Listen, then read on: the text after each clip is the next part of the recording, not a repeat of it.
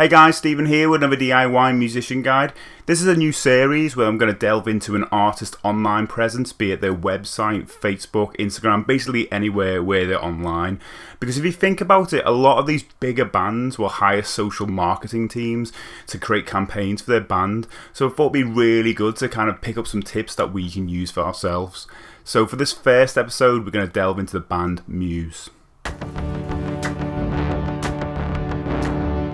MUSE are a rock band from Devon in the UK. They formed back in 1994 and have had 7 albums out so far, with an 8th on the way. They've sold 20 million albums worldwide, so I thought it'd be ideal to start this series because we'll get to see how they're using social media to promote that upcoming album. Let's dive in and try and pick up a few tips. Hey, you might want to grab a brew because this might be a little bit longer than my normal videos.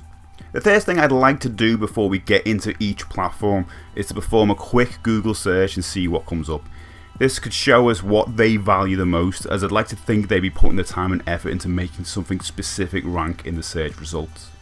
As you can see, quite interestingly, a subdomain landing page for their upcoming album is ranking first. They obviously want to search for MUSE to result in their latest album to appear before their homepage.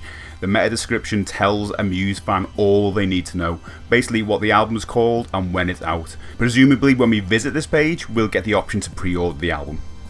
Now you can imagine if their objective was to sell tickets for an upcoming tour, for example, that might be the message here instead, and this will be a link to buy tickets. So what's our takeaway? If you have your own website and have an upcoming release or something important to shout about, I think about including it into your website meta description, just like MUSE does here.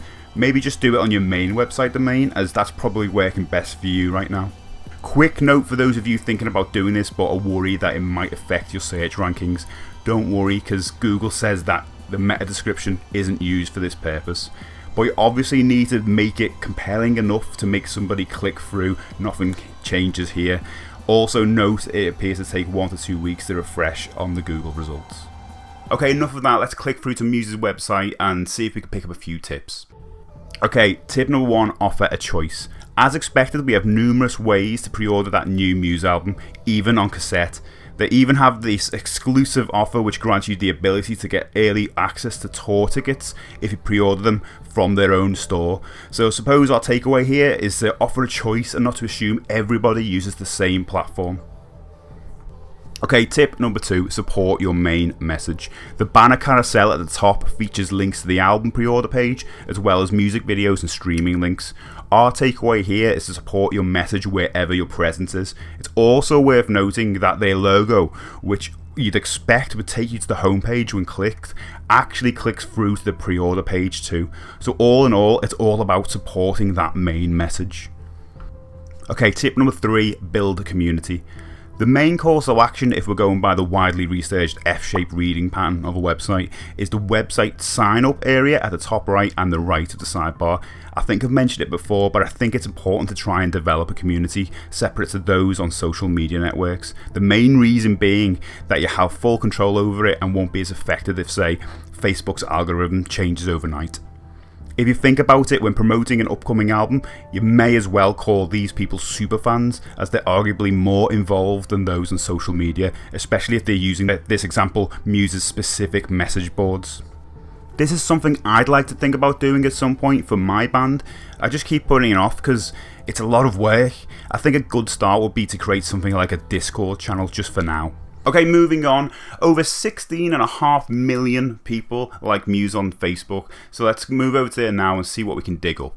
Okay, tip 1, localized Facebook adverts. This is actually quite a new feature not many people are talking about.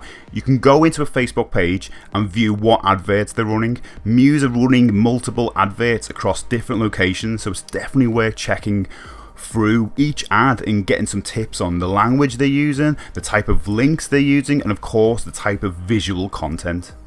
Okay, tip number 2, help your audience. I was quite excited when I came across this little instructional video on their page. It basically tells their audience how to go ahead and pre-order the new album so they can get early access to a new track. My takeaway on this is to do so for the likes of Bandcamp, to show people just how to use a discount code, download code, or even signing up to a mailing list. If you think about it, most of us just post a link and say something like, download this track here. So why not go one step further and with a little extra effort, make sure everybody knows just what to do. Okay, tip number 3, use Facebook events to promote your release date. This is one tip I've briefly mentioned in a previous DIY post, all about where to add your live shows and events online. The events section of your Facebook page doesn't just have to be about your live events. Put your upcoming releases in there too. This is something I completely forgot about with my own releases, but I won't forget about it now, having seen that MUSE do it too. Okay, let's move over to Twitter, where MUSE have just over 2.7 million followers. Let's try and steal a few tips. Okay, tip number 1, support your main message in your bio. Your bio doesn't have to be static, meaning that it can be updated with your most important news. You can see here that MUSE thinks that too, as it's entirely used up with information about the new album as well as a related hashtag. Okay, tip number 2, pin your most important tweets. This can be said for pretty much any social media platform where you can do it, but pinning your most important bit of news to the top does a couple of things. It puts across the most important information, in this case the album news, and provides a call to action, in this case the link. I think about updating this now and again with updated content such as a music video from the album, just to keep the post date a little fresh, since it's the first people that some people will see. Okay, tip number 3, retweet fan comments, use as a brand, and have separate member accounts. If you scroll down MUSE's Twitter timeline, you'll see a pattern. You'll see fan retweets, band member retweets, and general news. My takeaway on this is that I need to make more of an effort using my band account. At the moment, I'm just sharing band vlogs and the odd bit of news. Obviously, it's entirely up to you if you want to use your band account as your main account, but for me, my personal account is where I can be off topic and chat about films and video games. Destiny says hi. I kind of think every post on the brand account should support its main objective too, where mine is awareness. Okay, moving on to Instagram, where MUSE have 1.4 million followers. Okay, tip number 1, use a hashtag in your bio. I briefly mentioned this about the Twitter bio, but I'll dig into it a little bit more here. MUSE have added the album's title as a hashtag in their bio for a couple of reasons, I think. They want to inform fans that this is what they'd like them to include in their related posts, as well as allowing MUSE to potentially rank higher in the hashtag search results. This is a relatively new feature within the Instagram bio, and I think it's worth having a play around with if you can make use of it. Okay, tip number 2, organise highlighted Instagram stories to support your message. This is another tip I think I've mentioned in another post, and it's a really simple one. When somebody visits your Instagram profile, they'll see your bio at the top, followed by your highlighted stories. After that, it's all of your posts. You can see here that MUSE have dedicated stories to the new album release, which you can't miss really, as well as info about one of its singles. It's kind of like a makeshift navigation area. This is something I think I'll be doing a lot more with my releases, as it makes it easier for a fan to get at your most important news without having to dig through your posts below. Definitely worth trying out. Okay, tip number 3, tell your fans where the link is. This is one tip I think the majority of Instagram users know, but I think it's worth stating anyway.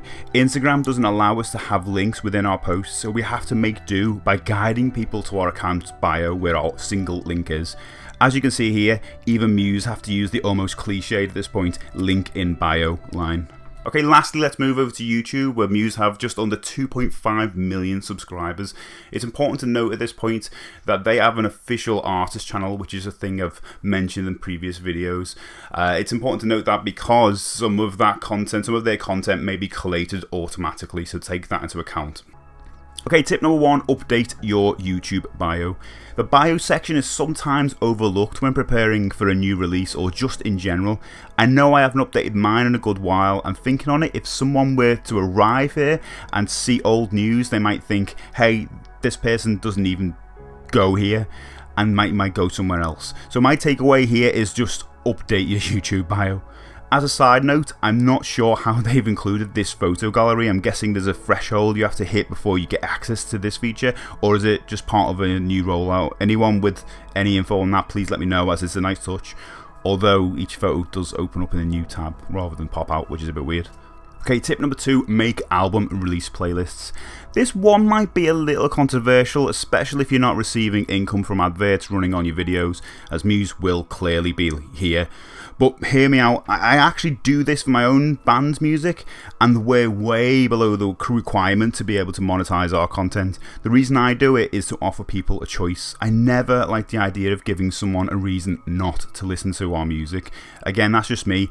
If you're looking to put your music up on YouTube as videos, but you're not sure how to, I'll leave a link below to one of my previous videos showing you how you can do that. Okay, tip number 2, encourage others to make covers of your music. One of the things I hear from people making cover versions of an artist's music on YouTube is that they're often hit with copyright strikes. But here you can see that MUSE actively encourages people to create cover versions and celebrates their efforts by including them in their channel playlist. Our takeaway here is to ask others to create covers or even remixes of our own music, maybe as part of a competition that helps build awareness of our music as well as builds our YouTube channel. And breathe, we're finally done. Okay, so what did we learn? So the main takeaway for me really is that if you've got an upcoming album on the way, then that message needs to be supported wherever you are on the internet. And I know that's not an easy task for most people, especially, well, when it's just one person doing all of the work. Now, I'm not saying that all these tips are going to work for everyone. There's no magical tip that's going to make us all blow up and be famous, otherwise everybody would be doing it. But I am saying that these tips might help you make smarter decisions in the future. For the most part, me personally, I wasn't doing a lot of these tips. I'm just where a lot of you guys are. I'm just learning along the way and trying to make use of all these tools at our disposal. So with that, let me know if you want to see any more of these social deep dives in the future, and also pass on some recommendations or suggestions of who you think that can be. Also, please like and share the video if it's been of any help to you at all. It's taken ages to make, and I'd be lying if I said I didn't have to put on the same t-shirt on again just to make the timeline make sense. Also, if you haven't already, please subscribe to the channel if you want to see more videos like this, and I'll catch you next time on a DIY Musician Guide.